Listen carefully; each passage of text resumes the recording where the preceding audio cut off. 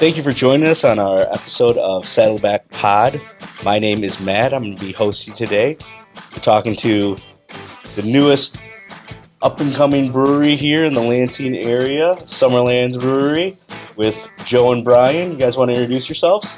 Yeah, hi, I'm Joe, co-owner of Summerlands Brewing, and here's my partner. Hi, I'm Brian Hunt, the other co-owner of Summerlands Brewing Company. Happy to be here. Yeah. Thanks for having us on. Well, tell us a little bit about your project here. You've got kind of that iconic Old Sammy's Lounge, South Cedar location there. It's been through a couple of changes, but normally when somebody brings up that location, most of Lansing knows what they're talking about. How did that come to be? So, Joe and I have been brewing since back in 2010. We started brewing together. Been making a lot of fun beers. Few years back, we started tossing around the idea of opening a brewery. And as we really started to kind of get ramped up on that, COVID happened. And so we decided it would be a good time to wait. But then as that started to calm down, and we started investigating kind of what we wanted to do and fleshing out the idea and everything, we wanted to, it's where we started to come into the whole Summerlands concept of the tropical viewpoint and the really fun atmosphere and things. And we saw the tiki bar out in front of the building, and just kind of envisioned what it could be as opposed to what it was, and it seemed like it had a whole lot of potential. And it has the giant basement under it. The basement goes the full width of the building. And it just seemed like a good fit. We approached the current owner and made him an offer, and things have kind of gone from there. Yeah, we might have swayed him with some of our beers that we brought to a meeting, and yeah, he really thought the idea would take off there, and was looking to try and get out of the restaurant business a little bit. So just an opportunity that just kind of cropped up in a place that really just kind of seemed to fit all our needs almost to a T there. So it sounded like you guys were positioned really well to make something happen. Like you already had a concept in mind, had been brewing, talking about it. I mean, nothing's better than consuming your product and telling yourselves how great it is and going through those motions. Well, that's extremely exciting. I'm a Mason resident, so I think that bike path into Holt there is going to be my way in and out of the brewery. But I've heard a lot of positives about this. About this is going to be great for the area. I think it's a wonderful location. What do you have? No pun intended on tap for it. What are the big plans? What's the concept behind it? Beer, lots of good beer. And an ever-changing, rotating list of beer, too. Okay. So we don't want to keep anything too stagnant. So every time you come in, you're going to have the opportunity to find something a little bit new, a little bit different to try. So that's one of the big mindsets going into it is new, fresh, unique, that kind of thing. So have you had any I'm assuming you're brewing on a bigger system than the homebrew system? So back about 2 years ago, we switched from a homebrew system to a small scale commercial system. Okay. Running on a 1-barrel system. Okay. And then as we're opening up the brewery, we're bringing in a 3.5-barrel system with a variety of fermenters. We will have 3 main fermenters. They're going to be a 5-barrel, 2 3.5 barrels, and then we've also got 3 small batch fermenters that we're going to be doing some of the crazier things on. Okay. Are you looking to get into aged beers and things like that, or? Yeah, down the line. We want to start with stuff that we can get up and going and tasting good fresh and early. But yeah, definitely getting into some of those funner, longer-term age stuff at some point. So. What are some of the staple beers that you're going to have on your menu that you're really proud of, that you think are going to be the ones that stay for the longest and always get the requests? So, kind of to what Joe was saying, we're not really going to have stable beers. Okay. We want to keep things fresh and exciting for people. So we'll have stable styles per se. So there'll be an IPA on tap, there'll be a stout on tap, there'll be a lighter beer on tap. But those beers are going to be changing quite a bit.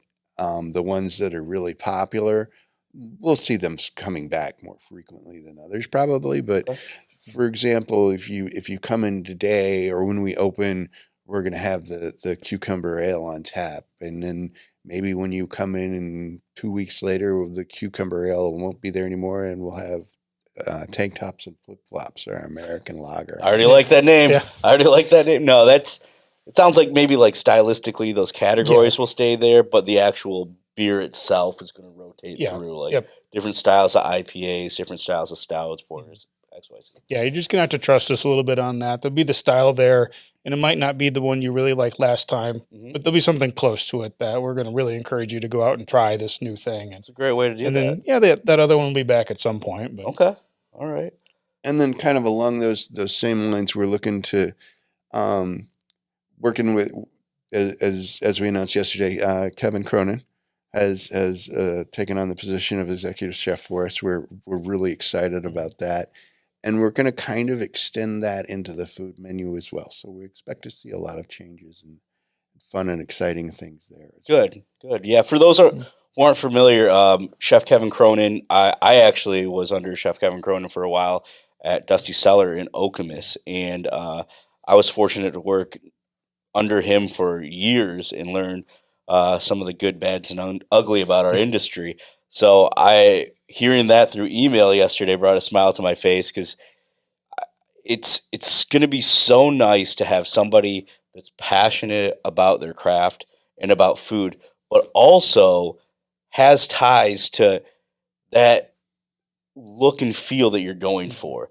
Having that experience in Florida, having like I'm already seeing some of these menu items on your menu being developed and sinking through on through his mind. So I'm excited to see where that goes. I couldn't think of a better person to be in that position for you guys, and I mean you're bringing the best of the best, and that's a big step forward in my mind. Oh yeah, super excited about that. The stars just kind of lined up. He saw our article in the State Journal and he's like, "Hey, wait a minute, these guys are around the corner." And I am kind of looking to maybe get back into something, and he just kind of showed up, and it's been very nice. So. Yeah, he sent a resume over. We ended up sitting down and talking for 2-3 hours the first time, and then we asked him to come back out, offering the position. We ended up sitting down that time, I think, talking for almost 6 hours.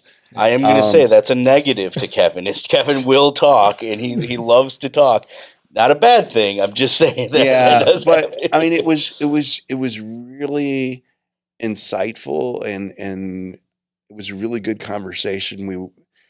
Our goals and what we want to do and how we want to operate things are so much in line. It was amazing how much we just kind of affirmed each other. This is how we want to do this. This is how we want things to work. This is the environment we want to create for the employees, where it's a real positive, upbeat, fun place to work. I mean, there's a lot of work that has to be done, but it should be the best environment possible.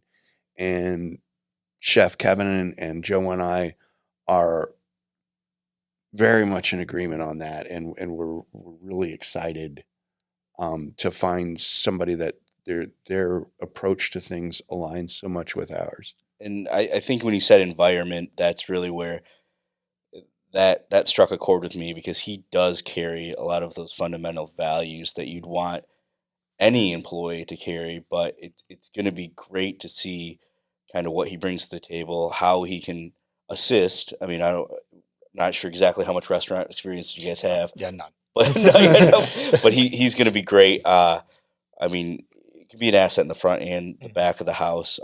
Passion for beer, beverage, vast knowledge in that, and obviously just relationships. Like you're going to get all of that with him. So I think he'll be a huge value asset to your team. And I mean, I can't wait for you guys to do like some sort of conch fritter dinner or something like that, where it brings everything together. I just think there's so much opportunity there. Um, so, as far as that location goes, I think you're going to get obviously destination style business because we know the beer world travels, word gets out, and those individuals are going to move regardless. But I think you're going to get. I've got this feeling that trail is going to get some Mason people and some Holt and maybe some Yeah. Lansing people to be a bicycle destination for you. What have you thought about that? Has that crossed your mind on how you're going to house these things when they get there? Yeah, some practicals about that are interesting, but that is kind of what we were going for in that area. I mean, way back, we've been planning for this for years. So, Yep. hey, looking around the city, where might a good brewery go? Where's like the underserved crowd? And just kind of, hey, we've got stuff in Mason, we've got stuff in Central Lansing, Mhm, but there's nothing in that South Lansing Holt area. mhm. So just kind of focusing in on that, and hey, there's that building there. It's just kind of there, kind of waiting for the stuff to happen. And so we pop on that and do it. And then the community has just been, oh, we're waiting for something great like you guys to come in and do that. So Yeah. The whole community as a whole has been amazingly receptive and supportive. It's been real fun. As you've seen on the Facebook page, we've done some videos, and we've been in the paper a couple times now, and now when we get done working for the day and we go get dinner somewhere, something like that, people come up to us and say, "Hey, you guys are the Summerlands guys," and um, talk about how they're excited about it opening, and they're watching the posts, and it's just been real supportive and um, just real nice. It's our Lansing. And I'll put Lansing as a whole. Like the surrounding communities can be the most supportive. I mean, having not been to too many other communities, I don't have much comparison. But when there's something to get excited for, they get excited Yeah. and they will support. And this seems like something to get excited about. I mean, I love driving by, seeing all the progress on the exterior of the building. What's all happened on the interior of the building? it's a mess right now. Oh, it's definitely it's a train wreck right now. So the basement um had stuff in it from before Sammy's Okay. to current.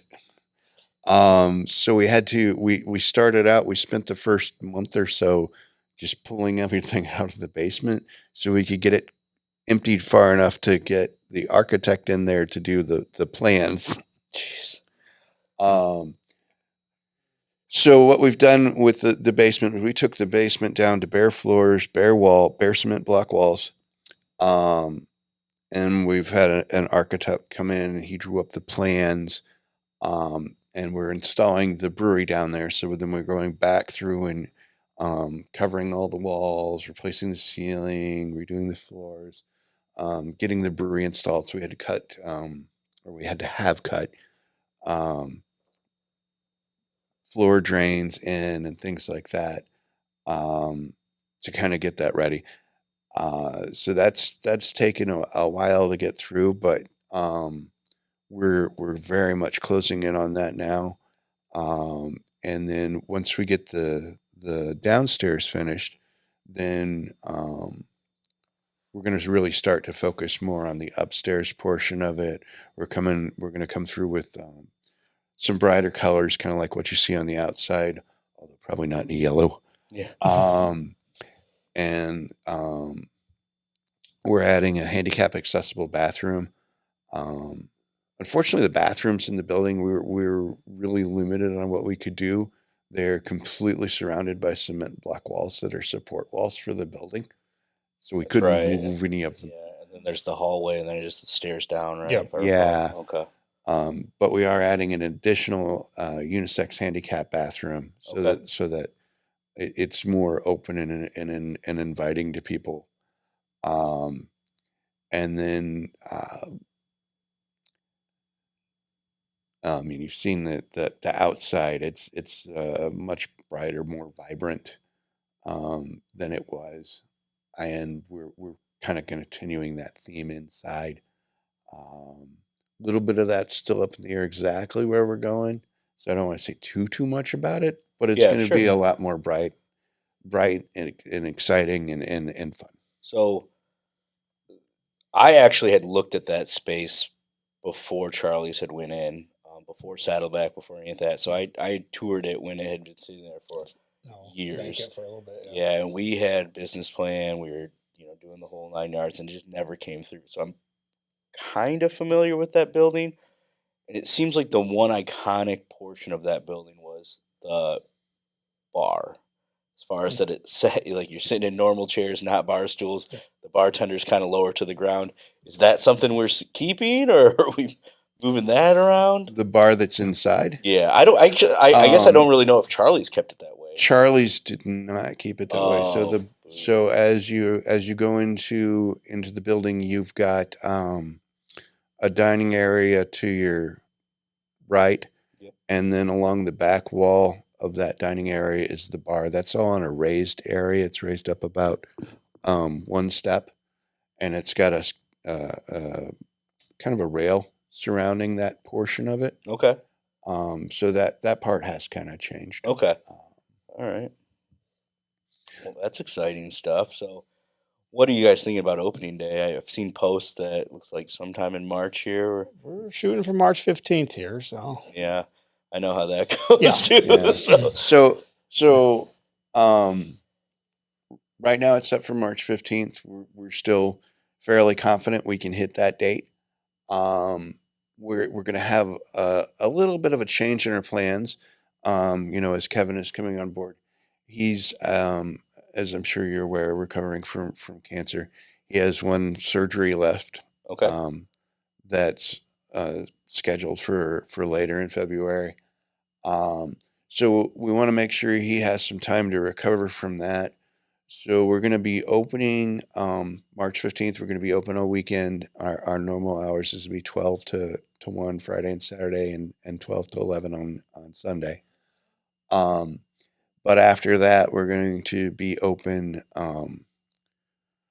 evenings starting out for the first couple 3 weeks, depending on how Kevin's doing. So we're going to have a more limited menu food wise, and we're going to be open in the evenings.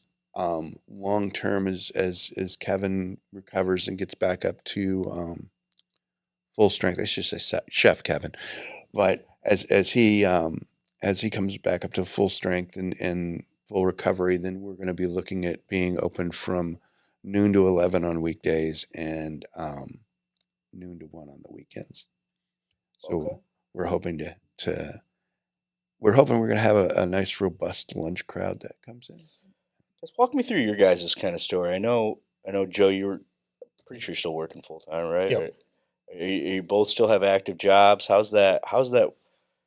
When I started, I had like a 2 month period where I kind of cashed in some vacay time, and where I could kind of focus only solely on the rest. No, it was a 2 week period where I could do that. So I was juggling my full time job and the restaurant and it was pretty chaotic. I never really had that chance to just really say, this is what I'm going to do. It just kind of happened. And then before I knew it, the lights were on, the food was ordered, and off Yeah. to the races. Yeah. Same boat? Pretty much the same boat. Yeah, we're still both working full time at our Okay. job, and then over there at nights and the evenings to take care of stuff and answering phone calls throughout the day and shooting messages off. So yeah, it's been very whirlwind. Lots of extra hours. It would be nice to kind of be able to take extended time off and be like, no, this is brewery time. Hmm. But we're not quite there yet, as we still need to save up some of that time for actually getting in there and making the beer when we get to that point. Yeah. So Yep. So it's a lot of juggling, a lot of long hours, and that just seems like kind of the startup grind right now, right? Is just taking care of your priorities at home, taking care of them at work. This isn't a side project by any means, but it's something that also has to be juggled in between. Yeah. I honestly think, having done this in the past, it's like a baby, and you cherish it so much more after putting that energy in there. I mean, you were Oh, yeah. there. You're one. Like, it sucks. Like, it wasn't like every time somebody would see me, it's like, man, you look like you got about one more year left on you there. Like it wasn't good. The learning experiences like that callous you for who you are after this first year it's invaluable. You will you will make so many mistakes, which I know sound bad, but it's there for the better. And I think ultimately it'll make you long term entrepreneurs, which it's good and bad, right? Yeah, it is. Yeah. Yeah, I think the one thing we've got over you though is there's two of us, so we can divide that up a little bit and spread that load a little bit more. So no, the it's a good journey, and the one thing that I regret not doing is documenting that journey more, of like taking better notes, taking more pictures, creating more videos, enjoying the people that are on the journey with you. I just like when I look back at that year one, it's all a blur to me, and I don't have any reference for that. So even like talking to my kids about it, it's just like I don't even remember what happened. Thing there. I did, yeah. Like I was there one day, and here we are. So I mean, that if there's anything I can say, it's just like just be conscious of it. It's of course it's work. It's going to be stressful. But really enjoy those because someday they're not going to be there. There's just no looking back on it. What do you think's been the hardest thing to kind of get this thing up and going? I mean, we've all had challenges, whether it's funding, whether it's location, knowledge curve. What has it been that's been kind of the, I don't want to say headache, but the biggest roadblock that's I would say kind of the unknown. I mean, yes to all of those, yeah. finding all that stuff. But then, I mean, you can plan and plan and plan as much as you want and as much as you think you can. But when the rubber meets the road, then Yeah. stuff changes and you have to pivot. So that's kind of in my mind the biggest thing is just being agile and leaning into it and just doing better with it, learning more and all those things you just don't know before you get into Was it. it that old Mike Tyson quote of like everybody's got a plan until they get hit in the face? Yeah. Like seems about right. Some days it feels like that. Yeah. In a lot of ways, I definitely agree with Joe. I think getting some of that stuff out of the basement might qualify for that as well, and then trying to figure out how we're going to get that giant five barrel fermenter down that one flight of stairs is a little daunting. We've got a solid 2 inches of clearance there. So, Oh, okay. A lot of room for air there, Yeah. huh?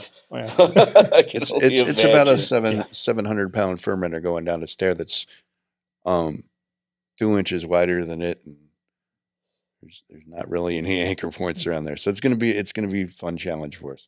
So do you think as you guys develop and as you get off the ground, obviously I'm looking at it like it's going to be the neighborhood brewery Mhm. where you're going to have, the 2, 3 blocks of people that just flock in there all the time, and then you're also going to get the destination people. Are you looking at it the same kind of way? I very much am. With the outreach that the community's given to us as we go out for dinner and whatnot. Oh, I live right over there. I'm within walking distance. I feel like there's going to be a lot of that, hey, they're just going to come in. It's going to be that neighborhood place. They're going to pick their days that we got the events for. And Hmm. I think it's going to be a good draw for the people there. So, Okay. Yeah, and then kind of along with that, um, we're really hoping that it's going to be a destination place that people like to come. We're gonna be in the Hot Passport. We're gonna be on the Tagabrew Trail. So we're hoping to bring in a wider population as well. But yeah, Holt is where definitely where we are, and there's gonna be a lot of focus on the community. On the kind of diving back into the brewery side, and you mentioned you had single barrel, system, and now you're moving to three and a half, 3.5 Three and a barrels. half. 3.5. Okay. Um, what's the kind of wonder? So I started before Saddleback. I worked at Eagle Monk Brewery for a year, and it was really important to me to see how a brewery or a small business, just in general, opens up and what it takes to get that off the ground. What are some of the hurdles? And I was very fortunate. Dan and Sonia let me take a part-time bartending job there, to see that and experience that. And I remember asking Dan when they started, they were on a 7 barrel system. When I don't know, it's been probably a year. I recently reached back out to him, or we crossed paths, and asked him the same thing, like, what would you have changed? And at that time, he was really stern on the 7 barrel system, that it was going to be big enough where he didn't have to brew all the time and all. And now I think he's kind of went back on that and said he would have went a smaller batch. The other side of it is you're busy as hell, and you're not brewing enough beer, and beer needs time, and 3.5 is not going to be big enough. What, just from a professional standpoint, what's your thoughts on that? So one of the things that we kind of built this around was that variety, and that's kind of why we went with the 3.5. We tossed a lot of things around as far as how big, how small, and we think we hit a happy medium. We're going to be brewing a lot, but with that large basement that we've got a lot of capacity, so we can brew things that are short term, have a fast turnaround, kind of like the lower alcohol things. We've got a Kolsch that brews up and tastes great really quickly, and then kind of mixing in some of those things that need more time. The barley wines, the double IPAs, some of the richer stouts that need some time to age out and really hit their peak. And we feel like the combination of those is gonna, and the large amount of storage that we have available is gonna kind of hit that happy medium. We are gonna be brewing more frequently, but one of the reasons we kind of got into this is that we like brewing. We both enjoy it. We both um, like finding those new flavor combinations. Sometimes they're a real surprise, and sometimes we go out on a limb and say, "Oh, what's going to happen if we do this? If we take mango and cantaloupe and we use a sour ale yeast and see what happens." And sometimes the result is really amazing. Sometimes it's kind of mediocre. It's almost always been drinkable. You got there. There's been one or two that I haven't necessarily liked as much, but they've generally worked out really well in the last several years. Some of the earlier ones were a little more questionable, but just that experimentation, bringing those new flavors in, trying new and different things is a lot of what we're about. And I think going with a 7 barrel system would have been challenging, not to mention trying to get a 7 Yeah, I was just thinking about that fermenter downstairs. Yeah. How we're gonna do that? So are you guys your own critics? Like, are you guys probably the hardest on each other? We try to be very honest about what it is, what it tastes like. So obviously, they're going to be a little bit biased. It is our stuff. Yeah. And half the time, we're a few beers into it anyway. So it always helps, right? Yeah. I mean, kind of along those lines, though. So back in October of 21 and October of 22, when we were kind of realizing this is something that we really wanted to make happen, we started doing some homebrew preview parties. So because we were using the full barrel system, we had a lot of extra beer sitting around. And so we had a couple preview events where, and we were very clear, hey, this is homebrew, but this is kind of what we're basing the brewery on that we want to do. So it's kind of a preview party, and we had quite a few people out to both events, and the comments and the reviews that we got weren't always super positive. Some people didn't like some things, some people didn't like other things, but in general, very, very positive and supportive of the things that they liked. An example would be we had a pineapple jalapeno beer IPA on there that we call Pineapeno. Some people don't like hot, so they didn't really care for that one. But the responses for the types of beers that they generally liked were just extremely positive, and that was kind of the one of the tipping points, at least for me.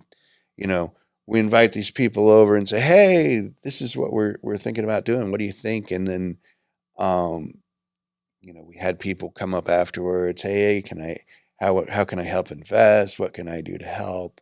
The beer was great, and that for me was kind of a tipping point.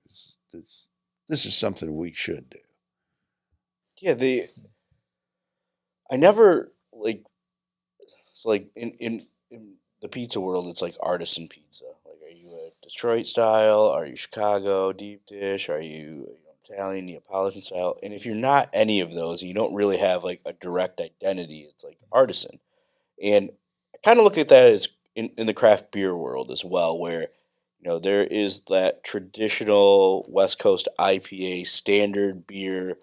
I don't know. I think we'd probably say what would that be? You think like Two Heart? No, that's more American IPA, I think Two Hearted right? generally In the be West. considered a West Coast. Loosely, yeah. Okay. Yeah. Well, you get what I'm saying, like It's where there's that yeah, actual style of traditionally this yeah. this is our not a recipe necessarily, but like if you're chasing this style of beer, this is the one of the truer forms of it. Um, is that kind of the same thing of like once you deviate off of that a little bit, it starts to lose it, or is it the other way around? It kind of goes both ways. I mean, there's the BJCP, I forget exactly what it stands for, but it's a beer judging competition program. They produce judges that will go out and rate beers and stuff. And Okay. along with that, they actually have style guidelines. Like Okay. this style of beer is recommended really to have IBUs between this range and this type of thing and that. So there is very much a defined style characteristics of that West Coast. So you can brew true to that, but there's no police enforcing that. No, So no. if I want to go do that, but tweak it a little bit, I can do that. But in your guys' model, we're really going on creativity, right? It's really not saying that we're trying to be as true to form as we can. Correct. We're actually, Yeah, trying to Yeah, we're curate from. kind of and it's a little bit of a blend of that.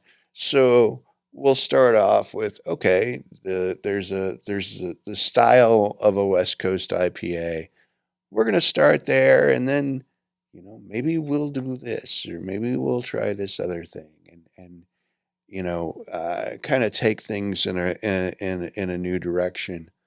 Um, a good example of that is we do a very nice Scottish wee heavy, and we were working on a collaboration with someone, and we wanted to kind of do something a little different, so we ended up adding a small amount of cherry wood smoked malt to it, which added a nice smoky flavor. I mean, it's not what generally people would consider normal for a wee heavy. I mean, it worked out great. It was fun, but from a strictly guideline standpoint, then no, we wouldn't do that. So the other, and I think that, well, I know the seltzer world's kind of exploded, right? The canned cocktail seltzer world. It sounds like the tropical vibe that you're going for meshes well in that area. Is there anything to be expected from that? Are we going to run any sort of seltzer line or yeah. anything like that? We've definitely got some plans for seltzer stuff, which is we're able to do seltzer under the brewing license that we got allows us to do beer and seltzer. So we've played around on the homebrew side with some stuff, and we've got some ideas going forward that we want to try out on the larger scale. So Okay. kind of keep an eye out for that. And Yeah, I think that'll mesh well. I'm interested to see how some of the like every beer that you've said right now, of like, oh man, I can't wait to see how these flavors kind of mix and mingle. I think with the Chef Kevin part of it, I think the sky's honestly the limit as far as where you guys can collaborate and make some really interesting pairings. Tell me a little bit more about the Mug Club. I've seen a lot of that being posted. I know that's a great way to support new and upcoming breweries. It's a great way to kind of interact with your community, being the brewing community. Um, how does that work, and what can people do to get signed up for that? So essentially, the Cabana Club is what we're calling ours, keeping it on theme. Yep, keeping it nice, on theme nice. and things. It's a club membership that you pay for. It's $75 for the first year and $60 a year to renew. That first year, you receive a Restyle Craftmaster glass with their palm tree nucleated or laser etched on the bottom of it as a nucleation point and a logo on the side. That one you get to take home and enjoy beer there. With you also, when you're in the brewery for our pint glass pours, you'll get that 19-ounce glass instead as a Cabana Club member. You also get a larger pour. So our high gravity beers, the ones that are 9% and higher, we're going to serve those as a 9-ounce pour instead of a full pint glass. Just because sometimes they're pretty high gravity. But our Cabana Club members would get a 12-ounce pour for that. Take cover. Yeah, also they'll receive $1 off our seltzer based drinks, $1 off flights, and howler and growler fills, and discounts on various things like appetizers. They get a discount on Mondays and Thursdays from 3 to 6 p.m. and there's a discount on merchandise. And it's just kind of it's a way for us to show appreciation for the folks who are regular visitors, and that's really kind of what it's priced toward. With the way that the laws are written in Michigan, you can't do a loyalty program like that without a paid membership, because it's considered giving away alcohol, and you can't do that in Michigan. That makes sense. But we've kind of priced it out so that essentially once you've got that glass to take home, and it's about $5 a month, and if you come in any kind of regular basis, you'll save anywhere from $1 to $3 in either in direct savings in beer or additional value from the extra ounces you get. And we think it's a pretty good program. Yeah, so it's really a great way for them to support you as far as the startup goes. Kind of ultimately, you're investing in your community by trying to, go by the business. It's probably going to impact that. And then on your end, as the consumer, you get all the upside. A couple bucks off some beer here and there, reason to come back. I'm sure you're going to have a nice email pipeline in there to keep you up to date on all the good, bad, and uglies that's happening there. Yeah, that doesn't sound bad at all. Yeah. Yeah. Oh, and I think the one thing you did kind of forget to mention is those one barrel size batches that we're talking about doing, those experimental ones that do really weird things. We're going to release those on Monday for Mug Club members only. Oh, nice. Okay. So if there's anything left on Tuesday and thereafter, then the general population will be able to get that. So just an extra little incentive to, hey, become part of this, and then we'll open up some feedback mechanisms for that, so they can kind of help craft these beers as they go forward. Oh, we really like this one, or we think you should change this kind of thing. Smart. Yep. Yeah, it's smart. Get them in on the Mondays, not the it's typically the recovery day, maybe. But yeah, a little bit of an incentive. Here's a barrel selection here. That's going to be our Brewers Night event. So we're hoping to really kind of connect to the home brewers and the other brewers in the area, and kind of bring together a group on Monday nights to sit around and let's talk beer. Such a cool community. I mean, it's from a professional standpoint all the way down to the the stovetop guy. Like, it seems like they're always supportive. They've might have their opinions, but they're always there, like, as a group and as a whole. I can't think of in the restaurant world like a better community to have on your side. Like, it just helps everybody out. They've all been, especially the breweries in the area, they've all been really, really supportive, and we're really thankful for all the help they've given us.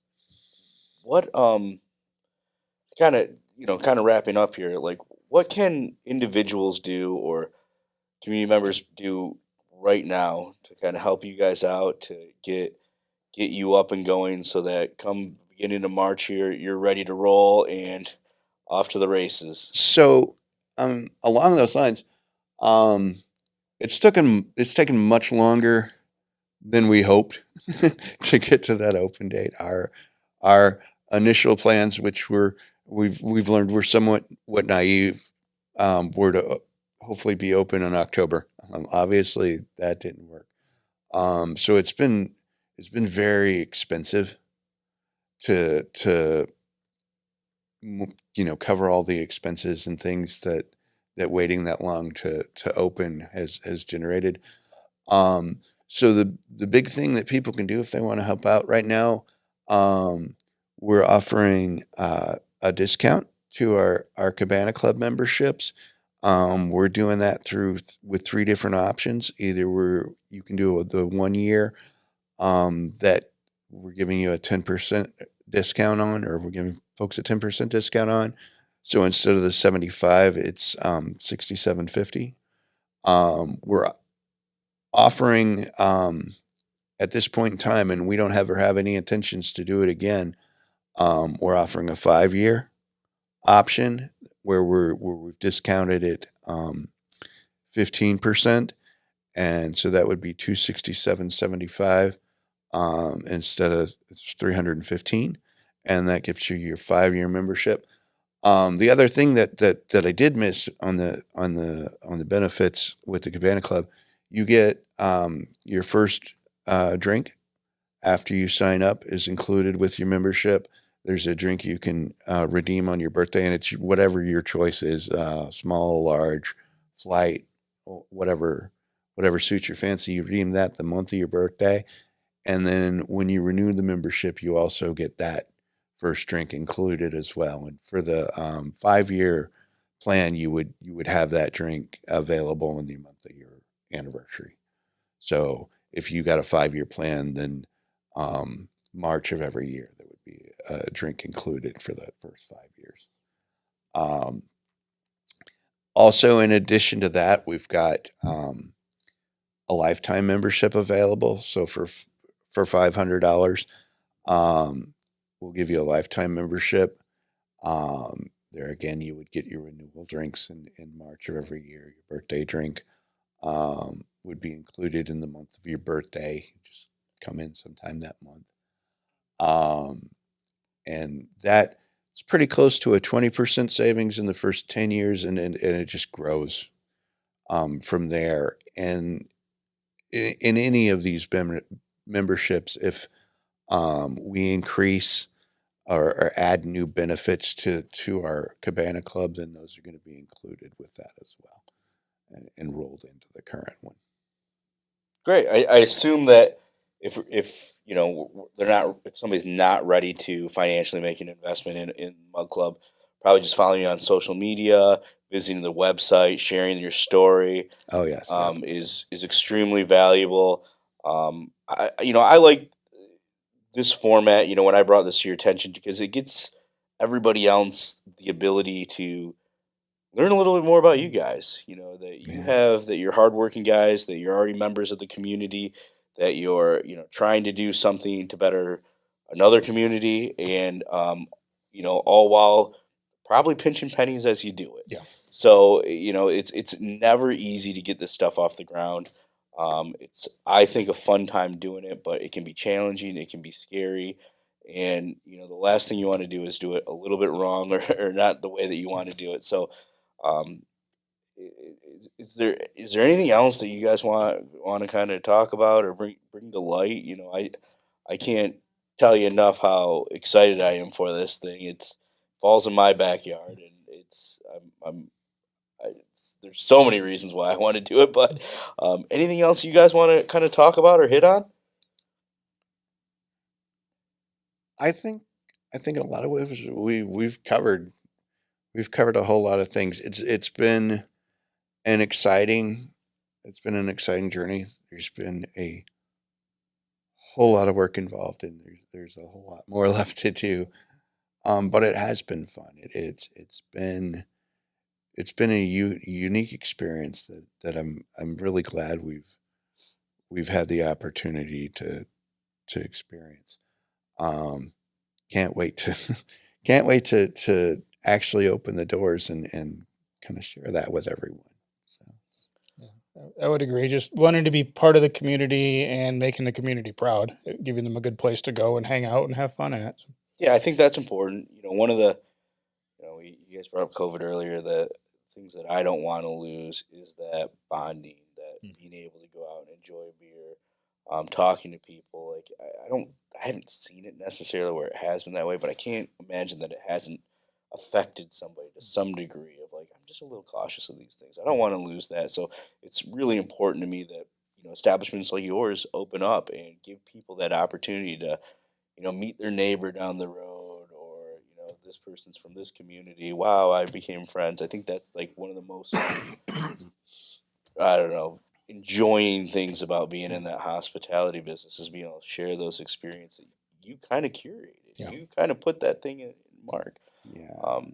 And that's really kind of one of our goals. One of the things I guess we didn't really mention is we have a list of weekly events that where people can come out and have fun, enjoy the company of others. On Mondays we have the new beer release night, the Brewers Night. Tuesdays we're going to be doing karaoke. Wednesdays is DJ trivia, and Thursdays is a game night where we're working on building out a crossword challenge that the whole bar can do together.